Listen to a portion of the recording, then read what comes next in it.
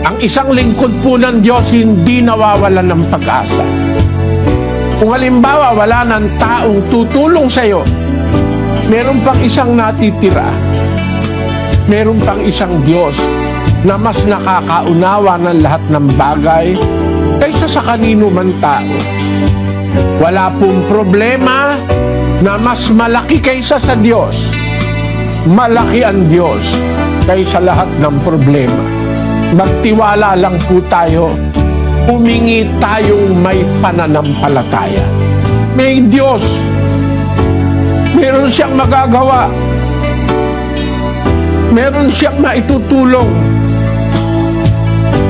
Sa pamamagitan ng wika ng panalangin at daing na may pagpapasalamat, ipakilala ninyo ang inyong mga kahilingan sa Diyos at ang kapayapaan ng Diyos na hindi masayod ng pag-iisip ay mag-iingat sa inyong mga puso at sa inyong pag-iisip kay Kristo Jesus.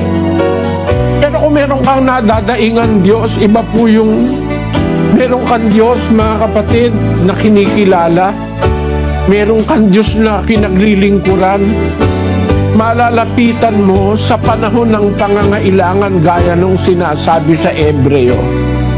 Magsilapit nga tayong may pagkakatiwala sa luklukan ng biyaya upang tayo magsipagtamo ng awa at makasumpong ng biyaya upang tumulong sa atin sa panahon ng pangangailangan.